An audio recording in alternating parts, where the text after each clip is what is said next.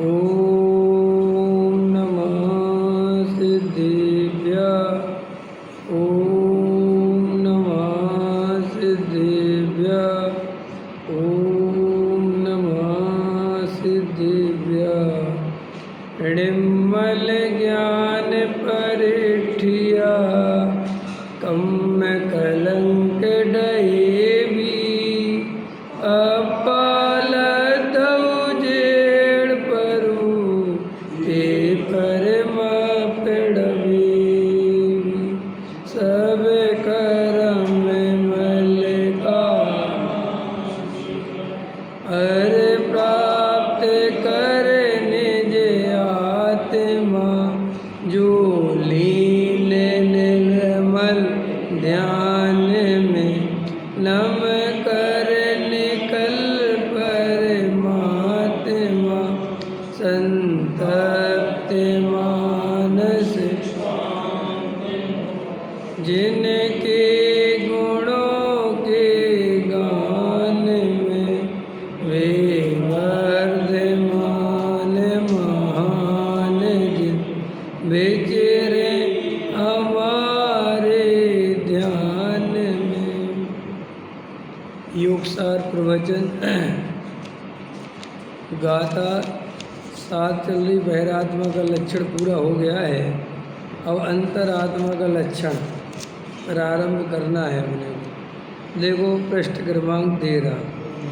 जो परियाड़प परू जो पर भाव चई सो पंडव अप्पा मोणिम सो संसार मोई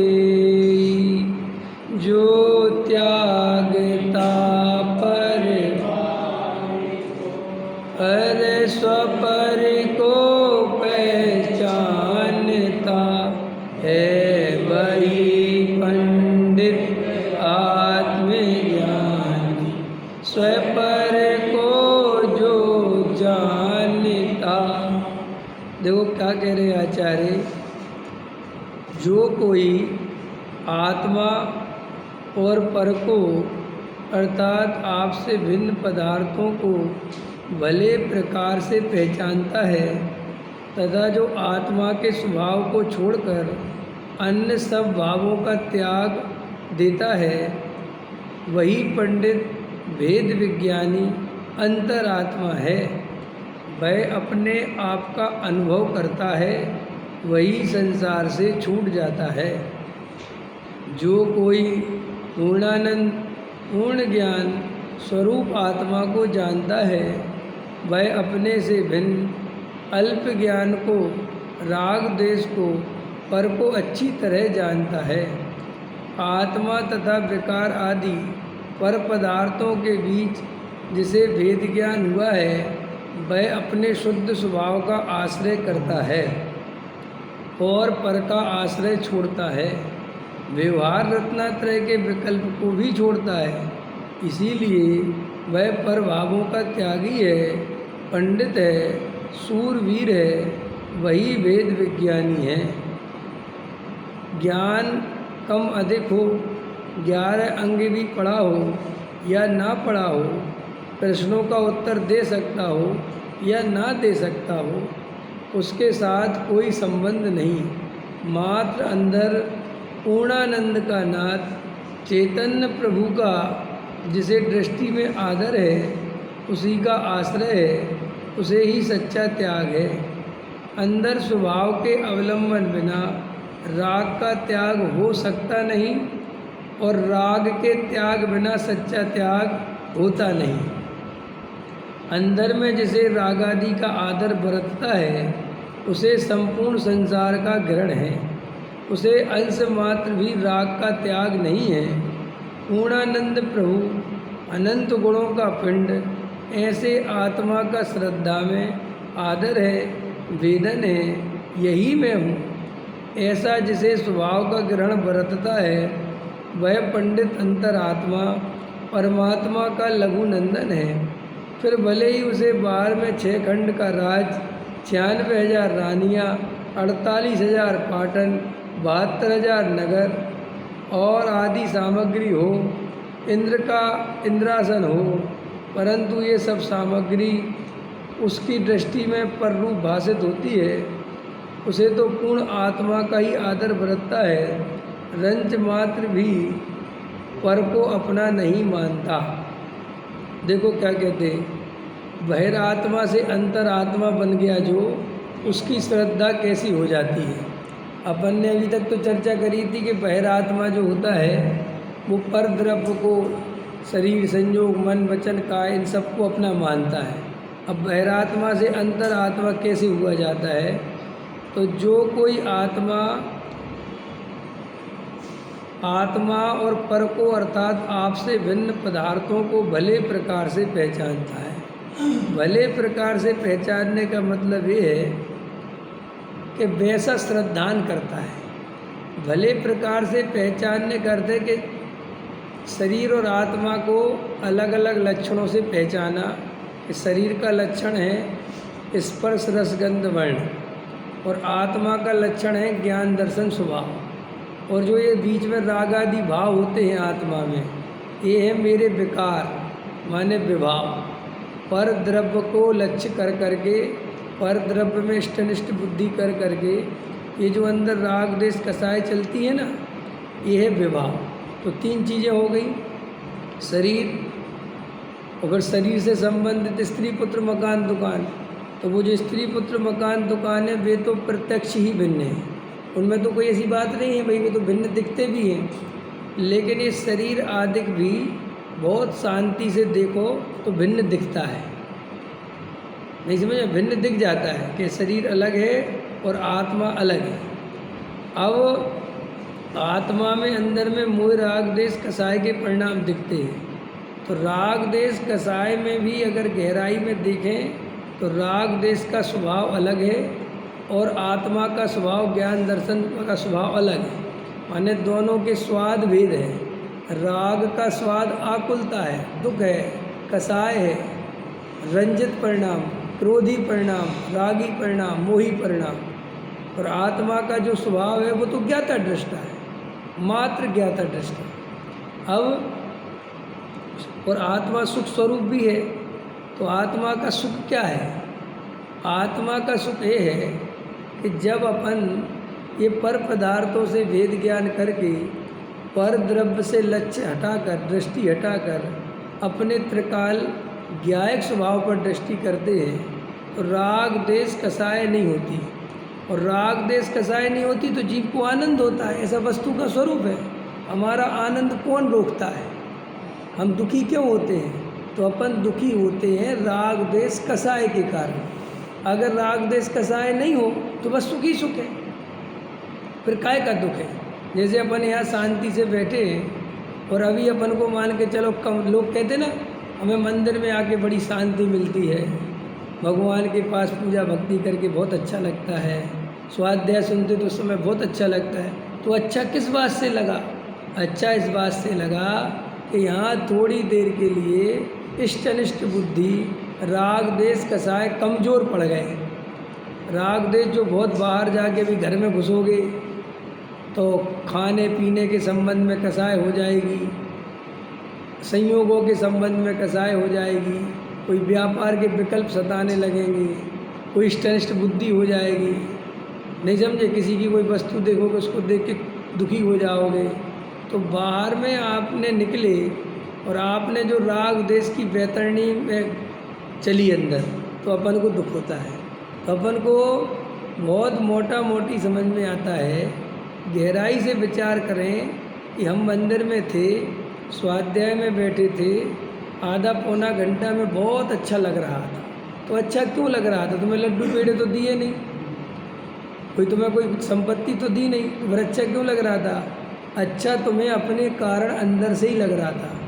तुम जो राग देश कसाय नहीं करते हो, समझ में आया, इसके कारण तुम्हें अच्छा लग रहा था।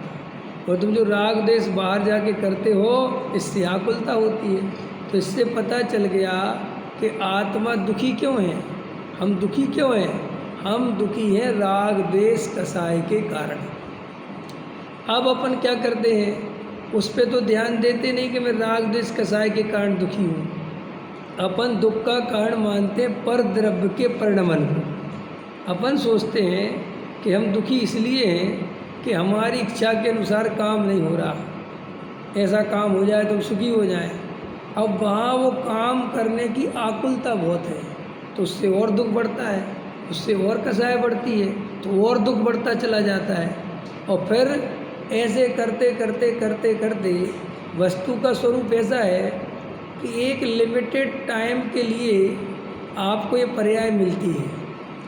आत्मा सदा काल संगी पंचेंद्री बना रहे, आत्मा के बारे में सोचता रहे, ऐसा स्वरूप नहीं है वस्तु का। वस्तु में क्या है, एक मैजिक है, एक जादू है, हर चीज़ समझने लायक है। अगर इस आत्मा को सुखी होना है तो उसे अपने को पहचानना पड़ेगा, उसको राग देश कसाय ये दुख के कारण ये जानना पड़ेगा। पर द्रव्य सुख नहीं देता, ये बात स्वीकार करनी पड़ेगी। ऐसा आप स्वीकार कैसे करें भाई, करो नहीं करो, अनुभव से देखो पर द्रव्य से क्या सुख मिलता है। भाई अपन ने बहुत अच्छी पत्नी मिल गई अपने को, बहुत अनुकूल है, बहुत अच्छी है, लेकिन सच्ची बात तो एक है, वो तुम्हें सुख नहीं दे सकती, क्योंकि कुछ समय बाद तो दोनों का वियोग हो जाएगा। और दूसरी बात, वो खुद भी एक जीव है, उसके भी कर्म के बंधे हुए हैं। अभी तो वो अनुकूल है, कल उसको कोई बीमारी लग जाए तो पता चला उसी की सेवा करने में लग गए। भाई तुम्हारी तो सेवा छोड़ो, उसकी सेवा करनी पड़ गई। पता चला वो मर जाए अथवा तुम मर जाओ, अथवा डिवोर्स हो जाए, लड़ाई झगड़ा हो गया किसी बात पे, कोई गलतफहमी हो गई, एकदम लोग आग लगा लेते हैं। तो भाई संसार तो बड़ा भयानक है, संसार पे किसी पे क्या भरोसा करा जा सकता है। भाई जिस भाई को अपना मानते हैं, पता चला अपना पाप का उदय आया, उस भाई ने अपनी संपत्ति तुम्हारे नाम की भी अपने नाम करा ली और तुम्हें धक्का दे के भगा दिया। तो भाई संसार तो बड़ी अनेक अनेक प्रकार की संभावनाओं से भरा पड़ा है। किस प्रकार की? दुख रूप। मैंने संसार में दुख की संभावना प्रति समय है। हम यहाँ से निकले, हार्ट फेल हो जाए, एक्सीडेंट हो जाए, हमारी पत्नी मर जाए, हमारा बच्चा मर जाए, भूकंप आ जाए, बोलो क्या कितनी संभावनाएं हैं, नहीं है? अब इतनी संभावनाओं के बीच में कुछ काल है जिसमें अपन अपने को पहचान सकते हैं। अब अगर आप वो काल जो है, आपको लगता है कि नहीं पैसा बहुत इम्पोर्टेंट है, आपको लगता है कि नहीं स्त्री पुत्र आदि बहुत इम्पोर्टेंट है, और वो सारा काल अपन उसमें लगा देते हैं, वो सारी ताकत अपन उसमें लगा देते हैं, तो अपन को जो ये अवसर मिला है आत्मा को समझने का, ये अवसर सदा काल नहीं रहेगा, ये अवसर तो चला जाएगा। और ये अवसर गया तो भाई साहब अनंत काल के लिए महादुख सागर चालू, अनंत काल के लिए महादुख एकदम हो जाएंगे। माने आप ये नहीं सोच सकते कि अपन अभी जो अनुकूलताओं के लिए मरे जा रहे, इतनी गर्मी लगती, जल्द पंखा चला लेते हैं, जल्दी एसी चला लेते हैं, गर्मी लग रही। श्री गुरु कह रहे अगर आत्मा को नहीं जाना तो ऐसे अनंत काल के लिए इससे अनंत गर्मी में रहना पड़ेगा। ये वो पक्की बात है, चाहे करोड़पति हो, चाहे अरबपति हो, चाहे कोई हो, क्योंकि एक पर्टिकुलर टाइम के लिए इस पर्याय में अपन है। ये पर्याय के लिए कितने दिन में है ये भी नहीं पता है अपन इस पर्याय में कितने दिन रहेंगे ये भी अपन को पता ही नहीं है, कल ही चले गए। और भाई साहब ये आत्मा को नहीं जाना, वेद ज्ञान नहीं किया, अपना स्वरूप नहीं पहचाना, तो गारंटी से अनंत दुख मिलने वाला है। क्योंकि दुख तो अभी मिल रहा है, अभी भी अपन को जो राग देश कसाय से कोई दुख कम नहीं मिल रहा है, लेकिन अभी थोड़ी शक्ति मिली है तो बस बुद्धि चला रहा है, ऐसा कर लेंगे तो सुखी हो जाएंगे, ऐसा कर लेंगे तो बढ़िया हो जाएगा, ऐसा कर लेंगे तो बहुत बढ़िया हो जाएगा, बहुत बढ़िया हो जाएगा, बहुत बढ़िया हो जाएगा। और जब अपन को ऐसे भाव आते हैं कर्तृत्व के, तब कर्म का उदय याद नहीं आता, तब ये नहीं आता कि नहीं वास्तव में जो उदय में होगा मिलेगा, तो वही तेरी बुद्धि लगाने से कुछ नहीं होगा।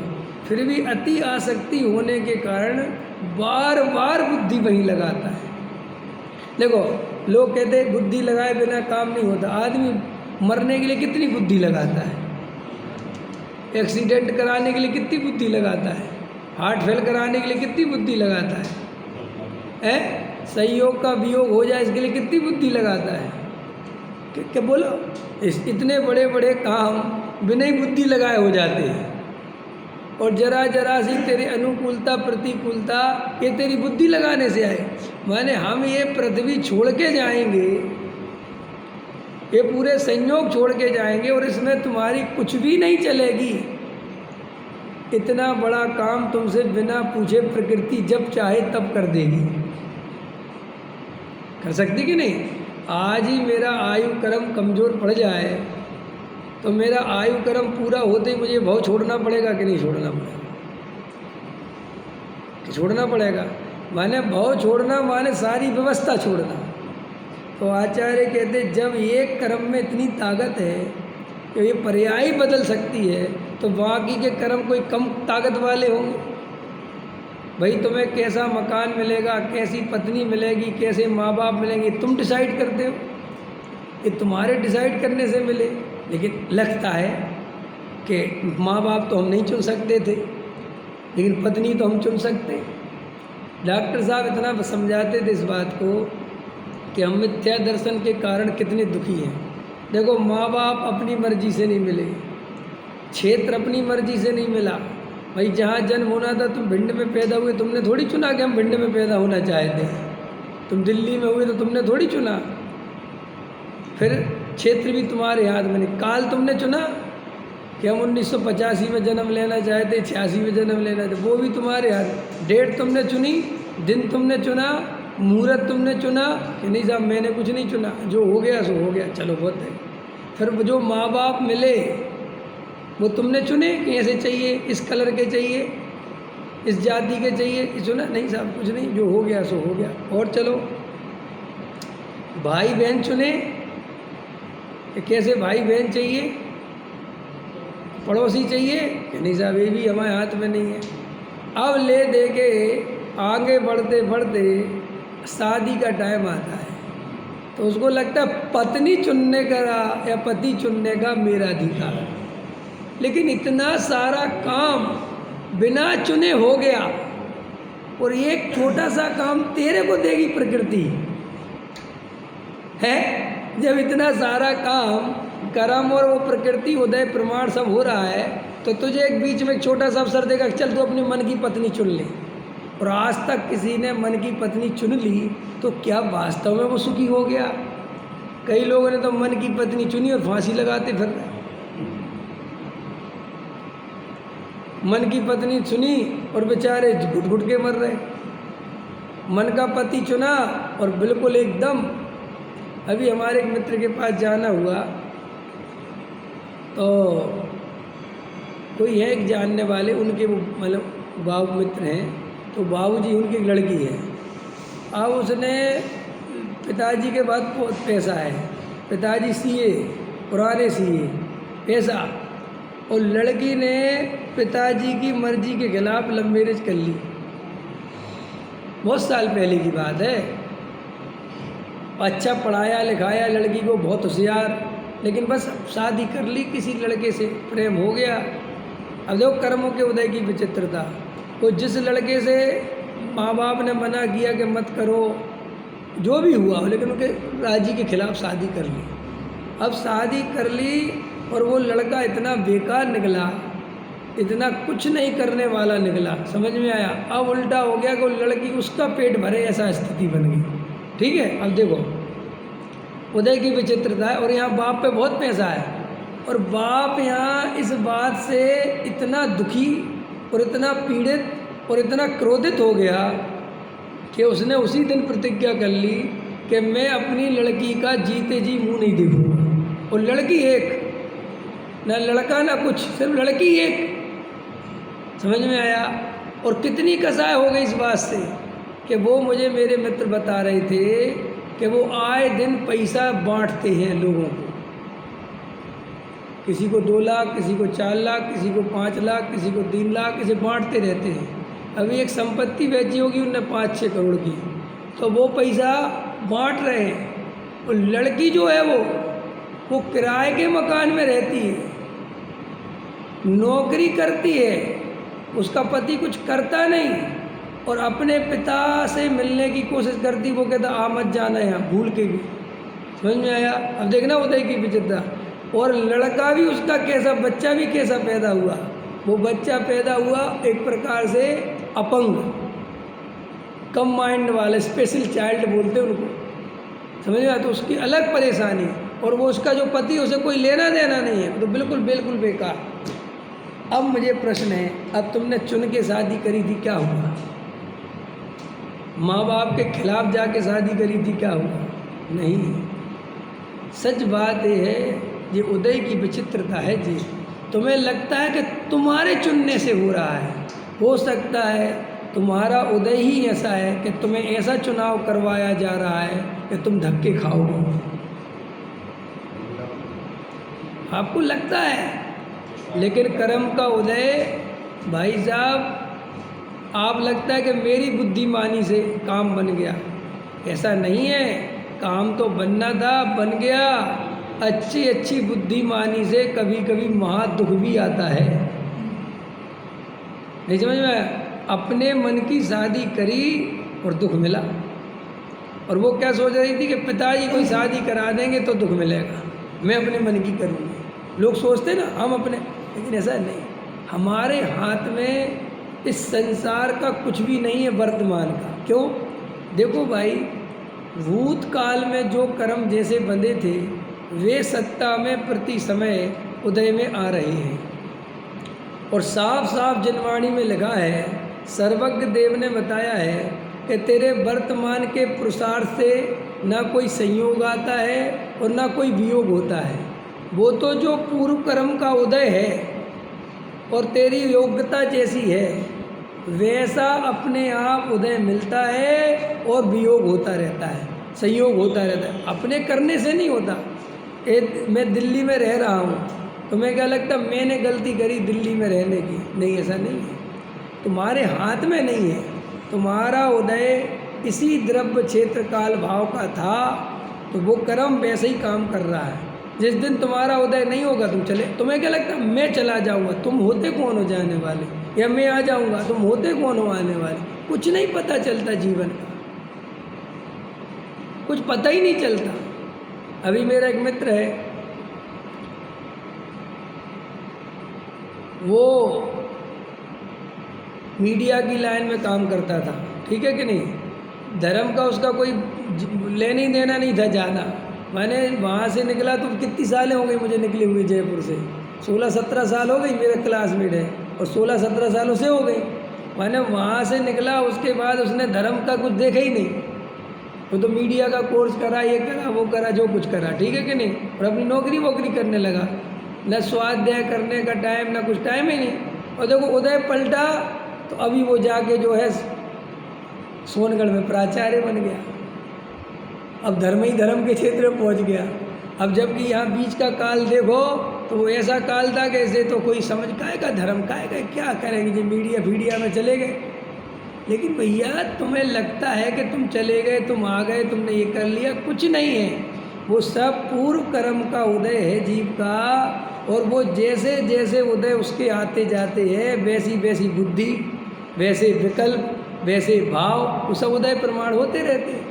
ये तो श्री गुरु कहते जीव के हाथ में एक ही पुरुषार्थ है, वो है भेद ज्ञान का पुरुषार्थ। कौन सा पुरुषार्थ है हमारे हाथ में? तुम सिर्फ भेद ज्ञान कर सकते हो कि ये मैं नहीं, ये मेरा नहीं। वहाँ की उस उदय को नहीं रोक सकते, उस कंडीशन को नहीं बदल सकते, बदल ही नहीं सकते। स्वरूप है ऐसा वस्तु का। देखो कैसे तीर्थंकर का जन्म होता है और स्वधर्मेंद्र की सेवा में आता है। समझ में आया कि नहीं आया? सब कुछ व्यवस्था एवं क्वालिटी की रहती है। तो देखो ऐसा भाव नहीं आता तीर्थंकर को कि स्वधर्मेंद्र से ये कहते हैं कि तुम क्यों परेशान होते हो, मत आया करो, जाओ अपना आत्म कल्याण में लगो, ध्यान करो, यहाँ क्यों मेरे को डिस्टर्ब कर रहे हैं। वो काय को ऐसा भाव आता है? क्यों नहीं आता बताओ? चक्रवर्ती भरत जी को चक्र रत्न की प्राप्ति हो गई। और 3 शुभ समाचार सुने सब आप लोगों ने। और यहाँ आदिनाथ मुनिराज को केवल ज्ञान हो गया, बराबर है कि नहीं? तीनों समाचार आए। तो देखो, दर्शन करने गए, चक्रवर्ती पद मिला और यह पुत्र रत्न की प्राप्ति हुई। अब देखो, चक्रवर्ती नहीं बनते, कह देते मुझे तो नहीं चाहिए भैया तुम्हारे चक्र रत्न, मैं तो नहीं जाता 60,000 वर्ष लड़ने के लिए। भाई चाहते तो ना, भाई सम्यक दृष्टि थे, कहते मुझे क्या करना है, इतना संपत्ति तो मेरे पास पहले ही से है। कितनी संपत्ति थी उनके पास, भाई पहले ही से राजा थे वो तो, क्योंकि राजा ऋषभदेव तो सब उनको छोड़ के गए थे, वो तो पूरे राजा थे बिल्कुल। और भाई तीर्थंकर जिनके पिता हों तो कितना वैभव होगा, कोई ऐसी बात तो थी नहीं। अब यहाँ पर चक्र रत्न आ गया और वहाँ पे दर्शन करने गए, दिव्य ध्वनि गिर रही, छोड़ के आ गए। अब अपन को क्या लगता है, भाई आ गए, उनने ऐसा किया, उनने, वास्तव में ऐसा स्वरूप नहीं है। ये हमारी मान्यता गलत है कि जीव का वो नियोग ऐसा है कि जिसको चक्रवर्ती पद की प्राप्ति होती है उसे चक्रवर्ती बनने का भाव आता है। तो ऐसा नहीं होता कि साहब भाव नहीं करे क्यों नहीं, जब उदय है तो भाव वैसा है। तो फिर करता क्या है जीव? सम्यक दृष्टि के साथ वेद ज्ञान के बल से सम्यक दृष्टि रहता है। भावों से वेद ज्ञान के भाव से सम्यक दृष्टि नहीं रहता है। भाव तो भैया उसके जैसे जैसे उदय आएंगे वैसा वैसा उसके साथ होना ही होना है, वो कुछ नहीं रोक सकता उसको। बस वो सम्यक दृष्टि उनसे वेद ज्ञान करता हुआ, ये मेरा स्वरूप नहीं है, मैं तो त्रिकाली ध्रुव आत्मा हूँ और ये पर्याय में जैसा परिणमन हो रहा है ये उदय के अनुसार और पर्याय की योग्यता के अनुसार ये परिणमन होना ही होना है, इसमें मैं कुछ नहीं कर सकता। इसलिए देखो वे सहज स्वीकार करते चले जाते हैं। गजब गजब की बात है भाई, चक्रवर्ती बनना जाना कितना विकल्प जाल है चक्रवर्ती बनने में, लेकिन ऐसा नहीं है।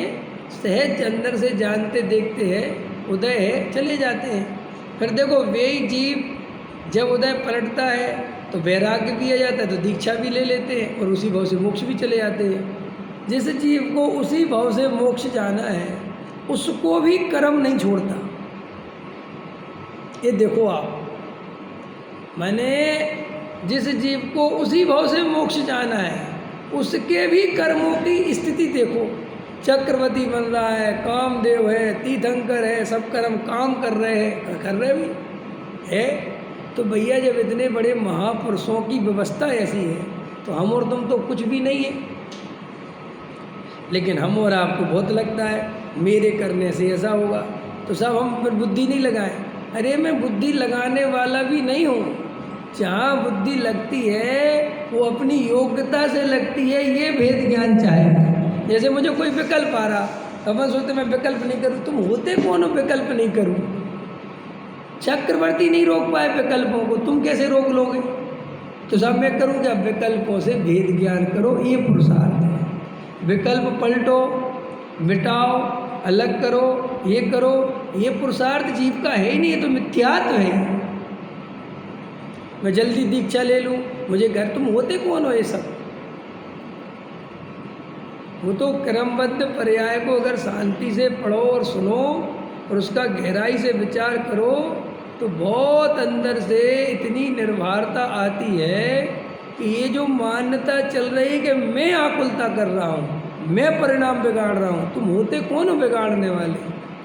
परिणाम बिगड़ने थे तो बिगड़ गए। ऐसा उदय आना था आगे, तो मैं क्या, तुम भेद ज्ञान करो बस। बिगड़े हुए परिणाम को वेद ज्ञान के बल से सुधार लो। क्या सुधार लोगे? ये मैं नहीं हूँ, बस इतना सुधर गया। आया समझ में कि नहीं? पैसा कमाने का भाव आ रहा है तो ये पैसा कमाने का भाव मेरा नहीं है, ये मेरा स्वरूप नहीं है। इतना कर लो तो परिणाम सुधर गया बस। देखो अभी गुरुदेव श्री का प्रवचन सुन रहा था, अभी गुरुदेव श्री ले रहे थे, ज्ञानी अस्थिरता के कारण राग रूप परिणमित होता है राग करता है, राग में जुड़ता है, लेकिन राग में स्वामित्वपना नहीं करता, इसलिए सम्यक दृष्टि रहता है। ये राग मैंने किया, ये राग मेरा है, ये राग भला है, ये करना चाहिए, ये मान्यता नहीं है उसकी। और ये मान्यता नहीं होने से सम्यक दृष्टि है वो। अगर वास्तव में इन परिणामों को बदला जा सकता, जल्दी दीक्षा लेके जल्दी साधु बना जा सकता, तो मेरा प्रश्न है तीर्थंकर आदि ने इतनी देर क्यों लगाई? आपके पास इसका कोई जवाब नहीं। भाई जब तीर्थंकर जैसे जीव भी शांति से उदय को देखते रहते हैं, जबकि छायक सम्यक दृष्टि है, तो हम और आप इतनी आकुलता करके, इतना परेशान होके और इतने उदय से घबरा कर जो निरंतर उस कर्म से जुड़ते हैं और कर्तृत्व के साथ, स्वामित्व के साथ, हेर फेर बुद्धि के साथ जुड़ते हैं, इससे निरंतर मिथ्यात्व का बंध होता है। अपने को श्रद्धा होनी चाहिए कि मुझे इन परिणामों का कर्ता भोक्ता किसी कीमत पर नहीं बनना है, चाहे वो शुभ भाव रूप परिणाम आए, चाहे वे अशुभ भाव रूप परिणाम आए, चाहे वे आकुलता के परिणाम आए, चाहे वो निराकुलता के परिणाम आए। परिणाम मात्र से भिन्न अपरिणामी ज्ञायक तत्व हूँ मैं, ऐसी श्रद्धा बना के रखनी है 24 घंटे। और हमने और आपने निर्णय कर ही लेना है, क्योंकि हम आज के तो हैं नहीं कि भाई अभी आ गए। हम अनादि काल के जीव तत्व हैं। कब के हैं? जैसे कई लोग बोलते हम आज के नहीं हैं, हमने इस दिल्ली में अपने जीवन के 55 साल खपा दिए। पंडित साहब, ये जो आपका विश्वास नगर है, ये जंगल था, हम यहाँ साइकिल चलाने आते थे, हमने सब देखा, ऐसा बोलते ना लोग। तो हम कब के हैं भैया? तो हमने कितनी साइकिलें चलाई होंगी भाई? पूरा हम आज के तो नहीं है, ये बात तो पक्की है ना। बताओ कोमल, आज के हो? बताओ आज के हो तुम? कब के हो? बोलो अमित, बच्चे कब के हो? तुम्हें लगता है मैं आज के नहीं है, बहुत पहले के हैं। और बहुत पहले की नहीं, अनादि काल के। तो अब अनादि काल से तुमने नाना प्रकार के कर्म बांधे होंगे कि नहीं बांधे होंगे? भले ही तुम्हें दिखते नहीं कि कहाँ बंधे, वे बंधे बहुत हैं। और वे बंधे हैं और वे उदय में आएंगे कि नहीं आएंगे, और कितने तरह के बांधे होंगे वो पता नहीं। क्योंकि भैया प्रति समय अपन वर्तमान पर्याय में देखें तो अपन कितने राग द्वेष करते रहते हैं। ये मकान बहुत अच्छा है, ये आदमी बहुत अच्छा है, इसकी तो शक्ल देख के गुस्सा आती है, इसको तो पकड़ के पीट दूँ ऐसा लगता है। आप क्या सोच रहे हैं? ये खाली जा रहे हैं? नहीं, ये खाली नहीं जा रहा, ये तो कर्म बंधन है। ये आपने जो परिणाम चल रहा है, इसी से तो कर्म बंध चलता है। और मिथ्यात्व और है, तो मिथ्यात्व सहित बंध है। अच्छा बताओ, मिथ्यात्व सहित बंध में और मिथ्यात्व रहित बंध में क्या अंतर है? देखो, एक मिथ्या दृष्टि को बंद हो, जैसे समझो मिथ्या दृष्टि है और एक सम्यक दृष्टि है। मिथ्या दृष्टि उस गली से निकला, उसने कहा इसको लगता है उठा के फेंक दो, ये मिथ्या दृष्टि को भी भाव आया। और सम्यक दृष्टि को भी निकला वहीं से, और सम्यक दृष्टि को उठा के फेंक दो इसको। दोनों में क्या अंतर पड़ेगा? बंधन में अंतर पड़ेगा कि नहीं पड़ेगा? बहुत अंतर पड़ेगा। सम्यक दृष्टि को ऐसा भाव आएगा तो भी उसको अंदर से वेद ज्ञान है, श्रद्धा है कि ये मैं नहीं हूँ, इसका कर्ता भोक्ता मैं नहीं हूँ, और ये भाव अच्छा नहीं है, करने योग्य नहीं है। तो इसके कारण उसे उसी परिणाम का बंद होगा 2 रुपये का, बहुत अल्प स्थिति अनुभाग वाला। अल्प स्थिति अनुभाग तो समझते हो ना, माने कम स्थिति जल्दी उदय में आके खिर जाएगा। और अनुभाग माने होता है फल। फल समझ गए कि भाई उसने ऐसा किसी का वो सम्यक दृष्टि सोचा, इसको लकड़ पकड़ के पीट दूँ, तो उसको कितना कर्म बंद हुआ कि सम्यक दृष्टि जा रहा था और ऐसे ऐसे ऐसा लग गया और ऐसा फेर लिया, हो गया ख़त्म, उसको इतने ही में निकल गया उसका उदय। तो लेकिन मिथ्या दृष्टि ने जो उसको देख के बंद किया था, तो उसका हाथ पैर टूटेंगे, समझ। उदाहरण तो मैं तुम्हारी भाषा में समझ में आ जाए, माने मिथ्या दृष्टि को जितना बंद होता है वो बहुत तीव्र कर्मोदय फल वाला होता है, क्योंकि उसका श्रद्धान बहुत विपरीत है, मान्यता बहुत विपरीत है। और दूसरी बात कर्तृत्व है।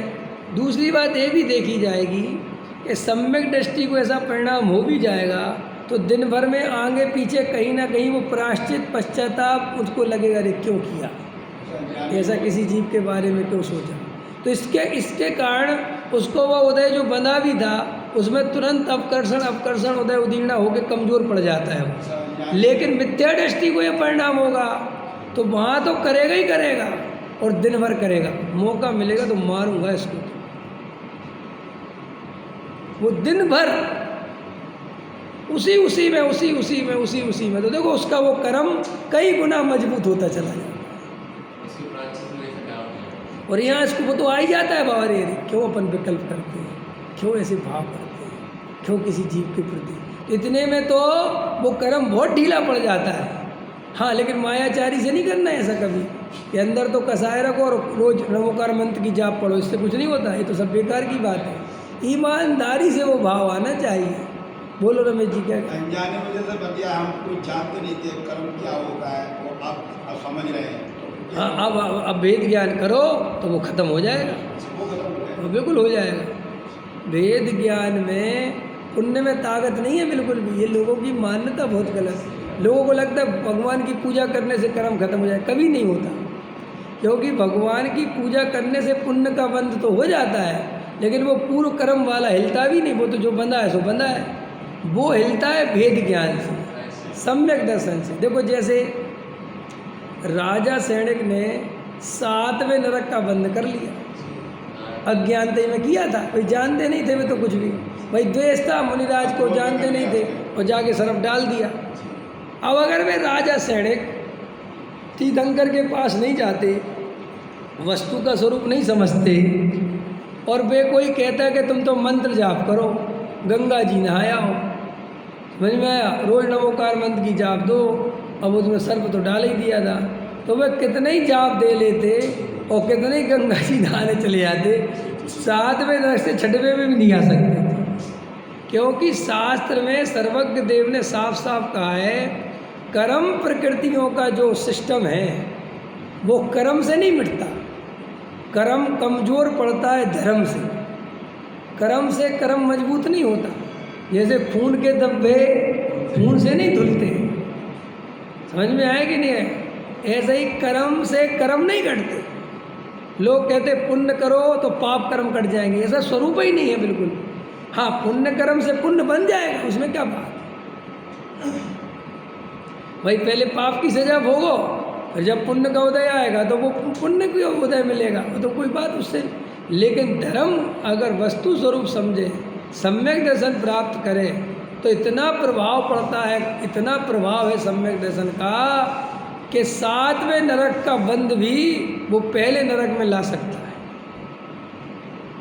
ये आपको कितना बड़ा आगम प्रमाण है कि सम्यक दर्शन कितनी पावरफुल चीज़ है, इस बात को बताने के लिए। भाई राजा सैनिक 7वें नरक से पहले नरक में आ गए, ये तो जगत प्रसिद्ध है ना। ये तो दिगंबर में भी है, श्वेतांबर में भी है। भाई हम भी मानते हैं, व्यवहारी भी मानते, सब मानते हैं। नहीं तो मैं इसमें तो किसी को विरोध नहीं है। और किसी से ही पूछ लेना कि राजा सैनिक 7वें नरक से पहले नरक में किसके आधार पे आए। पूजा पाठ करने से आए, भक्ति करने से आए, व्रत करने से। कोई वे तो थे ही नहीं उनके जीवन में। भाई व्रत तो पास तो थे ही नहीं राजा सैनिक के, क्योंकि राजा सैनिक तो असंयमी में गुड़स्थान में रहे। उनके लड़के ने तो उनको जेल में डाल दिया था। तो 7वें से पहले नरक में किस आधार पे आए, ये कितना बड़ा आपको समझने लायक बात है। ये लोग कहते हैं अरे सम्यक दर्शन क्या है। अरे भैया सम्यक दर्शन सब कुछ है। अभी अपन और सम्यक दर्शन सब कुछ है, और सम्यक दर्शन सबसे सरल है। गजब गजब की बात है। अभी जो गर्मी है ना, गर्मी बहुत, गर्मी में बैठना कठिन है, सम्यक दर्शन लेना सरल है।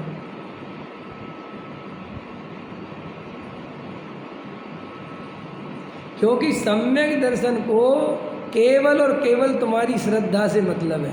देखो समझो मेरी बात, मुझसे गर्मी नहीं सही जा रही, बहुत गर्मी लग रही मेरे को, मैंने पंखा चला लिया, कूलर चला लिया, एसी चला लिया, समझना ध्यान से, इससे सम्यक चारित्र में तो बाधा है भाई, सम्यक चारित्र में बाधा है, सम्यक दर्शन में बाधा नहीं है। चक्रवर्ती बन के कोई मुनि नहीं जा मोक्ष नहीं जा सकता। चक्रवर्ती के पदों पर रह के कोई जीव जो है पंचम गुण स्थान में नहीं जा सकता। लेकिन हाँ, गजब की बात है, चौथा गुण स्थान कोई डिस्टर्ब नहीं करता। चौथा गुण स्थान कितना गजब का गुण स्थान है, जिसकी अपन को समझ में नहीं आता और अपन कहते यार लोग कहते सम्यसन कैसे होगा। देखो सम्यक दर्शन कितना सरल है कि नरकों की प्रतिकूलता में भी बना रहता है, स्वर्गों की अनुकूलता में भी बना रहता है, और मनुष्यों के भी जीवन में बना रहता है, और त्रियंचों के जीवन में भी बना रह सकता है। बोलो कितना सरल है। अगर ये कठिन चीज़ होती तो भाई ये चारों गतियों में बना कैसे रहता। फिर लोग कहते प्रतिकूलता में सम्यक दर्शन कैसे ले। भाई साहब, नरकों की प्रतिकूलता में जीव सम्यक दृष्टि होता है। इसलिए बात बिल्कुल गलत है कि हम प्रतिकूलता के नाम पर सम्यक दर्शन का ठीकरा फोड़ दें। और कोई कहे हमारा पुण्य का उदय बहुत है, भाई साहब पैसा बहुत है हमारे पास, इतनी सारी फैक्ट्री है, इतना सारा वैभव है, अब हम कहाँ से सम्यक दर्शन लें। नहीं, एक भी गलत बात है। स्वर्गों से ज़्यादा वैभव नहीं है अपने पास, स्वर्गों में भी जीव सम्यक दृष्टि हो जाता है। और कई लोग बड़े बड़े सेठ होते ना, वो कहते क्या करें पंडित जी, हमारे काम धंधे इतने हैं, हम कहाँ आत्मा अनुभव करें। नहीं नहीं, गलत बात। तुम्हें आत्मा की रुचि नहीं है। काम धंधे कभी किसी का आत्मानुभव नहीं रोकते। महिलाएं ये कहती है क्या करें, तुम तो घर वहाँ चले जाते हो फैक्ट्री, हम तो यहाँ घर में रोटी चाली चूल्हे क्या बोलते चूल्हा चौकी चक्की करते रहते हैं, ये बाल बच्चे हमारे सिर पे बैठे हैं, काय का सम्मेसन। फिर तुम गलत ट्रैक पे गए। ये भी तुम्हारी मान्यता गलत है, ये मान्यता बिल्कुल गलत है। आत्मा की रुचि नहीं है, ये दिमाग लगाओ। नहीं नहीं, ये आपको ये बात मैं कितनी इम्पोर्टेंट कह रहा हूँ, आप इस पर ध्यान दो। आत्मा की रुचि नहीं होने से सम्यक दर्शन नहीं होता।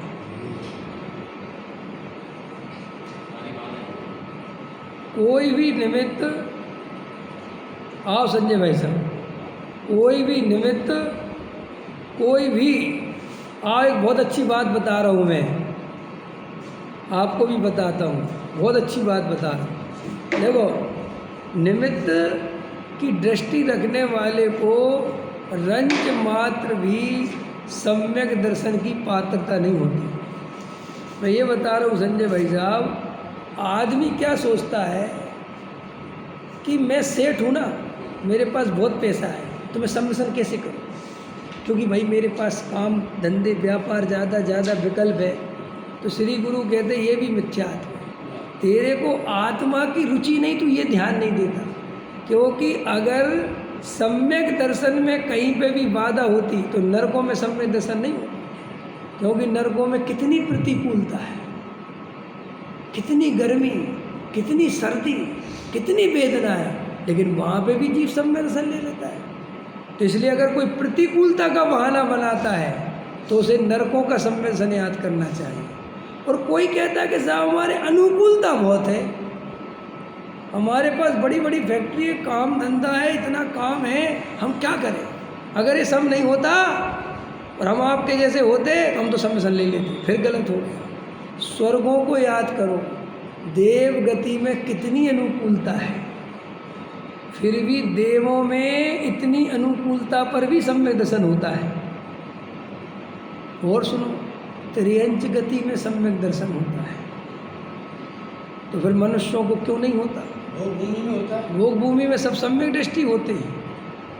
आप प्रश्न सोचो, विचार करो कि हम जिस सम्यक दर्शन को निमित्त के बहाने खोज के छोड़ रहे हैं, असली में हमारी आत्मा की रुचि स्वयं की नहीं है। हम स्वयं अंदर अपना आकलन करें, कोई निमित्त विमित्त कुछ नहीं करता।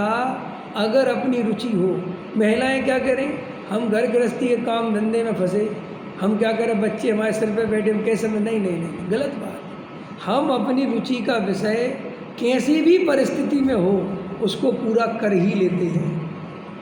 देखो आदमी प्रवचन में बैठा हो ना और उसका 2.5 लाख का मैसेज आना हो कि वहाँ से पेमेंट आनी है, तो तुम्हारी तरफ देखता रहेगा, व्हाट्सएप खोल लेगा और वो चुपचाप ऐसे नीचे करके देख लेगा। महिलाएं कितनी बिजी हो और कितनी कुछ हो, लेकिन वो अगर सीरियल वगैरह देखती हैं तो बिल्कुल वो उतने टाइम पे उसकी अनुकूलता बना के वो सीरियल देख लेंगे। अभी एक दिन अपन ने प्रवचन में लिया था, संसार का हर कार्य अपने समय पर ही होता है और उस समय को आपको मिलाना पड़ता है। मान के चलो एक कार्यक्रम रात के 8 बजे आता है तो भाई 8 बजे बैठना पड़ेगा आपको, भाई 8 बजे अगर आप आधा घंटा ऊपर नीचे तो बात खत्म हो गई। लेकिन आत्मा का कार्यक्रम 24 घंटे चालू है। भाई आप दोपहर में आत्मा नहीं देख पाए, रात को देख लो, रात को नहीं देख पाए सुबह देख लो, सुबह नहीं देख पाए दोपहर में देख लो, अरे जब मन करे तब देख लो। रोकता है तुम्हें कोई रोकने से? भाई रात को 2 बजे मुझे आत्मा का अनुभव करना है, कोई डिस्टर्ब है? दोपहरी में 2 बजे करना कोई दिक्कत है? मुझे अपनी दुकान पे जाके करना है आत्मा का अनुभव, कोई दिक्कत है? आपको नौकरी पेशा में जाके करना है, कौन रोकता है? तो मज़ेदार बात है, आत्मा का अनुभव करने में आधा सेकंड भी नहीं लगता। ऐसा भी नहीं कि भाई 2-4 घंटे पहले ध्यान लगाओ, 10-20 घंटे नहीं। सम्यक दर्शन में क्या है, बस अपने अस्तित्व को अपने ज्ञान में ले लेना और उसका वेदन करना, यही तो आत्मा का अनुभव है। वेद ज्ञान के बल से, शरीर से, संयोग से, अब देखो बोलने में इतना टाइम लगता है, लेकिन ज्ञान की चाल इतनी फास्ट है कि तो मैं बोल रहा हूँ तो टाइम लग रहा है। वास्तव में जो सच्चा वेद ज्ञानी है उसने तो ऐसा किया, वेद ज्ञान हो गया। वेद ज्ञान कितना सरल है कि उसे अपने ज्ञायक का स्वरूप पता है, राग देश की कथा पता है, शरीर का परिणमन पता है, उसने तो बस जरा सा ऐसा किया और हो गया। भाई आत्मानुभूति तो सम्यक दृष्टि को कभी कभी होती है, लेकिन वेद ज्ञान की धारा तो उसके निरंतर है। तो वो वेद ज्ञान की धारा है क्या चीज़? यही तो वेद ज्ञान की धारा है कि वो द्रव्य कर्म, भाव कर्म, नो कर्म में अपने चैतन्य की सत्ता को नहीं मिलाता, उसकी पूरे टाइम जागृति रखता है, बात भी करता रहेगा, काम भी करता रहेगा, उपयोग भी लगा रहेगा, लेकिन अंदर उसके वैराग्य ज्ञान की धारा के वैराग्य क्या है? सम्यक दृष्टि को वैराग्य क्या है? भाई आप भरत जी का वैराग्य खोजने जाओगे ऐसे बाहर में तो क्या मिलेगा? कोई वैराग्य तो दिखता ही नहीं। भाई सब कुछ तो चल रहा, राजपाट है किसी का भी, भाई भरत जी तो अब दिखते ही नहीं। हम और आप में ही मान के चलो कोई सम्यक दृष्टि हो तो आप उसका वैराग्य खोजने जाओगे तो क्या जाओगे? कभी कभी तो ऐसा लगता है ना, कोई कोई सम्यक दृष्टि अपन कह दीजिए काहे के सम्यक दृष्टि है, लेकिन सम्यक दृष्टि का वैराग्य बाहर की बात नहीं है। उसे अंदर में जो संसार में सुबुद्धि टूट गई और वो संसार में रहना नहीं चाहता, अपने स्वरूप में ही रहना चाहता, ये उसका वैराग्य है। समझ में आया? और अपने को वो अंदर में वेद ज्ञान की धारा नहीं बहती और वो परद्रव्य में एकत्व ममत्व कर्तृत्व होता चला जाता है। असली बंधन का कारण तो ये बनता है।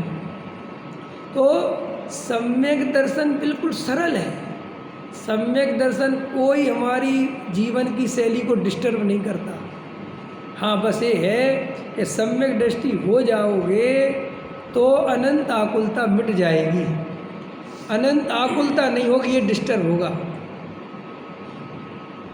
लेकिन अपन को आकुलता में रहने में इतना मज़ा आने लगा है। कल ले रहे थे ना आप कि भीड़ में मज़ा आता है। तो ये भीड़ में मज़ा क्यों आता है भैया? इसलिए कि ये आदत अपन ने डेवलप कर ली। देखो ये जो व्यसन है ना, व्यसन, तो इनके आचार्य भगवंतों ने व्यसन का अर्थ जो अपन सप्त व्यसन निकालते हैं, आचार्य भगवंतों ने कहा नहीं, हर वो आदत जिसके बिना तुम्हें बेचैनी होने लगे वो व्यसन है। अगर मुझे प्रवचन करने नहीं मिलता और मुझे बेचैनी होने लगती है, ये व्यसन है। ये मेरे आत्मा में उतना ही बाधक है जितना बाधक कोई और काम। समझ में? क्यों? ये पराधीनता है भाई। ये वचन, ये वाणी, ये प्रवचन, इसका कर्ता मैं तो हूँ नहीं। ये तो कर्म उदय जन्य व्यवस्था है। कल भाई साहब का उदय था कि आपको बोलना था तो आप बोल रहे थे, आज मेरा है तो मैं बोल रहा हूँ, कल फिर आएगा आप बोलोगे। इसके कर्तापन तो नहीं है ना रियल में। और आपने क्या किया? इसका व्यसन पाल लिया। अब व्यसन पाला तो आपने पराधीनता स्वीकार करी। अब भीम गली वालों ने कह दिया विवेक जी कल से आपका प्रवचन नहीं होगा। अब हमने तो व्यसन पाल रखा, हम तो 10 साल से कर रहे हैं। जितने पंडितों के प्रवचन छुड़ाए वे कसाई हो गए। ये बिल्कुल मेरा अनुभव है। वो समाज में बहुत इतनी कसाई हो गई उनको भाई साहब, वे गाली बकने लगे सब। हम यहीं जब आए थे, अब चलो ठीक है, आपको अब तो आपके तो नहीं, आपको हम 16 साल पहले आए थे तो कोई एक मित्र हमारे प्रवचन करते थे तो हम आ गए तो इन लोगों ने कहा ये तो शास्त्री विद्वालय गए भैया, अब आप करो प्रवचन। तो वो हमारे यहाँ बैठते और हम लोगों ने उनसे कहा कि यार तुम एक काम करो। अब उनको छटपटाहट होती थी, दिखती थी, तो हमारे साथ ही खड़े रहते, तत्व चर्चा करते थे। तो हम लोगों ने कहा एक दिन राम गली में तुम यहाँ करने लगो भाई साहब जी, यहाँ पे 4-5 लोग हैं। तो भाई साहब वे ऐसे गए वहाँ कि यहाँ से लौट के ही नहीं आया हमारे पास, और एकदम बिल्कुल रम गए तो, और एकदम मुमुक्षु से। मेरा कहने का मतलब ये है कि कसाए आदमी को ये व्यसन अच्छी चीज़ नहीं है। डॉक्टर साहब तो कहते थे बीच बीच में अपनी दिनचर्या डिस्टर्ब कर दो, कट कर दो, कि भाई रोज़ रोज़ काम करते हो ना 10-5 दिन के लिए छोड़ दो, ताकि वो गुलामी ना बन सके, वो व्यसन ना बन सके। क्यों ना बाद में भाई साहब आपको ये प्रवचन करने नहीं मिलेंगे। हो सकता है कि आप आउट ऑफ डेट हो जाओ, आप बीमार हो जाओ और समाज आपको एक्सेप्ट नहीं करे, तो भाई साहब पता चला कि आप तो आर्त रौद्र ध्यान करके मर गए। ऐसा हो रहा है परमात्मा प्रकाश की टीका में एक अपने ब्रह्मचारी शीतल प्रसाद जी जो हुए हाँ। तो उसकी प्रस्तावना में उन्होंने ये लिखा है, जगत जन का संसार स्त्री पुत्र है, हाँ। स्त्री पुत्र मकान, हाँ। पंडितों का संसार जिनवाणी है। ओ देखो कितनी बड़ी बात है। तो अपन को ये देखो, पूज्य गुरुदेव श्री जो देव शास्त्र गुरु पर हैं, ये भी अपना भला नहीं कर सकते। वो इसलिए बार बार कि तू ऐसा ना हो कि स्त्री पुत्र मकान दुकान तो छोड़ दिए, लेकिन तू देव शास्त्र गुरु में चिपक के बैठ जाए, उनका व्यसन पाल ले। अब कई अम्माओं के फ़ोन आते, बुजुर्गों के फ़ोन आते पुराने, भैया हमारा मंदिर छूट गया। तो मैं तो सीधा बोलता हूँ छूट नहीं था वो, तो कब तक मंदिर को पकड़े रहते। अब आत्मा को पकड़ो भाई। अपन 20 साल मंदिर क्यों आ रहे पता है तुम्हें? इसलिए कि 21वें साल में छूटेगा तो 20 साल में ऐसी तैयारी कर लो कि 21वें साल में आने की जरूरत ना पड़े। ये तो बुढ़ापा आएगा, देह छीण सीण होगी, ये सब छूटेंगे, सुनाई देना बंद होने वाला है। हम तुम्हारे सामने आके चिल्लाएंगे आत्मा, तुम कहोगे कुछ नहीं सुनाई देता। तो भाई साहब इसको सुनने के, सुनाई देने के पहले ऐसा सुन लो कि कोई तुम्हें सुनाए तो तुमको बस जाओ।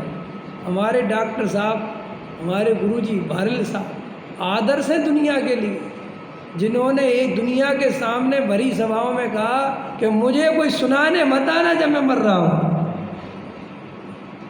क्यों? कि मैंने ज़िंदगी भर अगर सुनाया है तत्व ज्ञान और बाद में मुझे सुनना पड़ जाए तो व्यर्थ है। इसलिए हर आदमी को, चाहे वो श्रोता हो, चाहे वो पंडित जी हो, चाहे वो कोई हो, अपने को उस आत्मा को ऐसा पी के बैठना है, ऐसा पी के बैठना है कि हमें बाद में किसी के सुनने सुनाने की ज़रूरत नहीं पड़े। तो सम्यक दर्शन बहुत सरल है, बस सम्यक दर्शन की एक ही शर्त है कि हमें आत्मा की सच्ची रुचि होनी चाहिए। भीड़ भाड़ की रुचि बहुत दुखदाई है। जितना परद्रव्य के संसर्ग में हम जाएंगे, जितना समाज के संसर्ग में जाएंगे, आचार्य कहते उतना कहीं ना कहीं खेत खेत खेत खेत। कल जो आप कह रहे थे बहुत अच्छा कह रहे थे, वो अनेकांत और वो वाला तो कह रहे थे, नहीं आप एक और बात कह रहे थे जो अपन बाद में बैठे थे कि कहता तो है कि नहीं मुझे नहीं चाहिए, मेरा नाम मत दो, लेकिन अंदर ही अंदर बहुत अच्छा बताया। क्यों कि देखो भाई तुम्हारा गुणस्थान वो नहीं है, तुम इतने नीकसाए नहीं हो गए। कल मैं ट्विंकल को समझा रहा था, ये अपन को ये नौटंकी नहीं करना चाहिए बिल्कुल। मैं कई आ जाते हैं छुआछूत की बीमारी पाले रहते हैं, कार्यक्रम में आना है और पीछे दब के बैठ जाएंगे और सोचेंगे बैराग रखना है बैराग। अरे भैया तुझे इतना आता आया ही काहे को तू यहाँ, भाई घर में ही रहता है, यहाँ कौन सा हम जो है दिव्य ध्वनि कर रही है। और चाहे वो संजय जी की दिव्य ध्वनि गिर रही हो, चाहे विवेक जी, वो तो घर में बैठ के सुन ले, उसमें तो कोई आफत है नहीं। अगर तुझे भीड़ से इतनी प्रॉब्लम है तो आया क्यों। अब देखो आने का राग है, अब वहाँ पर अपने आप को कचोड़ता है कि अब यहाँ तक तो आ गया लेकिन मुझे आगे नहीं जाना, आगे नहीं जाना। और एक अंदर द्वंद्व चल रहा है कि वज्रसेन जी को बुला लिया, अरुण जी को बुला लिया, नरेश जी को बुला लिया, अब मेरी तरफ तो देख ही नहीं रहे। अब जबकि तू खुद पीछे दब के बैठा है, अब अंदर वो भी कसाई चल रही। अब फिर मान के चलो नहीं गया किसी का ध्यान और वो अपने काम में लग गया, तो बाद में तकलीफ मानता है, दुख मानता है, फिर बाद में आगे आएगा, फिर लोगों से मिलेगा, फिर कहेगा अब थोड़ा व्यवहार निभा दूँ। क्या निभा दूँ, तो नेचुरल निभाता, गुणस्थान प्रमाण निभाना व्यवहार। ये बैराग बीच बीच में लेके क्यों आता है मूर्खों वाला, इस बैराग से कुछ नहीं होता है, सब नौटंकी है। एक बार हमारे एक विद्वान है, हम उनकी वो बोल रहे थे भाई प्रशंसा में, तो वो एकदम उठ गए, वज्रसेन जी को बहुत गुस्सा आ गया और हम वो दोनों गए। तो वैसे ही भैया एक बार बताओ, तुम्हारा सम्मान थोड़ी कर रहे हैं और जिनवाणी का कर रहे हैं, और दूसरी बात अगर हमने नहीं भी बोले तो तुम्हें दुख होता है। ये भी है कि बताओ वहाँ समाज में गए, दो शब्द नहीं बोले, एक अभी मैं नाम नहीं बता सकता, एक विद्वान अपने यहाँ आते और वो भाई साहब ये सम्मान मैं नहीं, तो वही हमने 2-3 बार देखा, चौथी बार हमने जो है बात ही ख़त्म कर दी। भाई जिनवाड़ी स्तुति बात अपने तुमसे ख़त्म हो गई। भाई उनने जब तो 2 बार ऐसा हुआ तो बाकायदा खबर भिजवाई अपने भक्तों से कि वो कुछ बोलते ही नहीं। इसलिए तो भैया जब अब देखो अंदर समझ में आया, कसाय तू लेके बैठा, भाई माला पहनने की कसाय कौन सी आफत आ गई, क्या आफत आ गई माला पहनने में। चौथे गुणस्थान में खूब माला पहनी जाती है और हमें कसाय है, पहना दो भैया। लेकिन तुम माला से भाग रहे हो तो भी मिथ्या दृष्टि हो, और माला के लिए मर रहे हो तो भी मिथ्या दृष्टि हो। सही बात। तुम ना माला को भागो और ना पहनने के लिए विवेक भैया इधर आ गए भैया, लो माला पहना दो भैया, कौन सी आफत आ गई। अब हम नहीं हमें नहीं पहनना, हमें नहीं पहनना। उन्होंने कहा ठीक है भैया मत पहनाओ। अरे ये कोई बात हुई, अब दुखी हो रहे हैं। तो ऐसे मायाचारी जीव को सम्यक दर्शन नहीं होता, इसलिए नहीं कि मायाचार, इसलिए कि परिणामों में इतनी उथल पुथल रहेगी, उसके जीवन में सहजता नहीं होगी, तो वो आत्मानुभूति का पुरुषार्थ करेगा कैसे। गुणस्थान प्रमाण राग को पहचानना चाहिए, जबरदस्ती द्वंद्व में नहीं पड़ना चाहिए, खाने पीने के राग को व्यवस्थित पहचानना चाहिए कि भाई मेरे अंदर कैसा राग है, क्या स्थिति है, कौन सा गुणस्थान है। क्या डरने की क्या बात है। लोग कहते हैं अपने को गुणस्थान नहीं चेक करना, क्यों नहीं करना चाहिए अपना गुणस्थान चेक। भाई अपनी परिणति से, अपने भावों से अपन देखना चाहिए ना हम कहाँ खड़े हैं। लेकिन अंदर में बस ये दिखाना, मुझे जबरदस्ती का बैराग गोड़ना, वो भी उसकी गलती नहीं है। उसको शास्त्रों से पढ़ के ऐसा लगता है कि बैराग गाना चाहिए, बैराग गाना चाहिए, तो जबरदस्ती बैराग लाने की कोशिश करता है। अब उसे अंदर का बैराग पता नहीं है, तो वो पता बैराग कैसे समझता कि मैं भीड़ में नहीं जाऊंगा, माला नहीं पहनूंगा तो बैरागी होंगे। नहीं, अगर तुम घर में भी बैठे हो और तुम्हारा मन वर्धमान तीर्थ पे ही लगा है कि संजय जी क्या बोल रहे हैं, किसको माला पहनाई गई, किसको नहीं पहनाई गई, किसको अध्यक्ष बना दिया और मैं तो यहाँ बैठा, मेरा लिया कि नहीं लिया। अरे तो भाई काम खत्म। ये कोई दम नहीं है इन बातों में, इससे कोई आत्मा का भला नहीं होता। चाहे तुम दिन भर घर में बैठे रहो, और भले कि तुम्हें दुनिया का गुप्त आराधना करते हैं, देखो भाई, गुप्त आराधना किसे कहते हैं, वो जगत को कभी पता ही नहीं चलती। तुम्हारी गुप्त आराधना अगर जगत को पता चल जाए तो वो गुप्त नहीं है। तो अपने को सम्यक दर्शन बिल्कुल सरल है, श्रद्धान करना है। जैसा वस्तु का स्वरूप है वैसा श्रद्धान करना है, और उसके फल में आत्मानुभूति आएगी। आत्मानुभूति से श्रद्धा नहीं आएगा, सच्चा श्रद्धान अनुभूति को जन्म देगा। पहले आत्मानुभव, पहले क्या, हूँ परमात्मा छूँ एम नक्की कर, हूँ परमात्मा छूँ एम निर्णय कर, हूँ परमात्मा छूँ एम अनुभव कर। तो अनुभूति तो वास्तव में जो जीव सच्चा वेद ज्ञानी है, जिसके सही तत्व निर्णय है, उसको 100% आत्मानुभूति होती ही होती है। और आत्मानुभूति नहीं होती है तो आत्मानुभूति के पीछे नहीं पड़ना, ये विचार करना कि मेरे तत्व निर्णय में कहीं गलती है। आत्मानुभूति तो फल है, गलती कहाँ है? आपके तत्व निर्णय में कोई ना कोई गलती है जिसके कारण आपको अनुभूति नहीं होती है। अगर हमारा सही तत्व निर्णय होगा तो गारंटी से 6 महीने वाली अनुभूति 100% होगी। तो क्लियर हो गया। सम्यक चारित्र कठिन है, सम्यक चारित्र सरल नहीं है। सम्यक चारित्र चारों गतियों में नहीं होता, केवल मनुष्यों को भी होता है। और मनुष्यों में भी जो बाहर का संयम चाहिए कि नहीं चाहिए? बोलो, मैं एसी लगाऊं, पंखे लगाऊं तो मैं सच्चा साधु बन सकता हूं? नहीं बन सकता, नहीं बन सकता ना। मैं 5वें गुणस्थान में जाऊं और बाजार का खाऊं तो 5वां गुणस्थान कर सकता हूं? नहीं कर सकता। समझे ध्यान से, उसकी मर्यादाएं आ जाती हैं। संयम में आपको मर्यादित जीवन होता है। लेकिन श्री गुरु कहते सम्यक दर्शन के लिए कोई शर्त नहीं है। तू अब भी चाहे जहाँ जैसा खड़ा है, तो उसी स्थिति में अपने को आत्मा देख ले, गायक देख ले, तो सम्यक दर्शन यही हो गया। सम्यक दर्शन के बाद तुम्हारा जीवन सुधरता है। सम्यक दर्शन के पहले तो जो जीवन है उसमें ही अगर आत्मा की सच्ची रुचि करे तो सम्यक दर्शन होता है। तो सम्यक दर्शन प्राप्त करना है, आत्मानुभूति करना है, तत्व निर्णय करना है, यही अपना अभी पुरुषार्थ है। और कर्म के उदय में जो जो विचित्रताएं आती हैं उन्हें स्वीकार करो। कर्म बहुत बंधे हैं प्रभु में, वे आसानी से नहीं छूटते। बस जीव का काम है उनसे भेद ज्ञान करना। सहजानंद।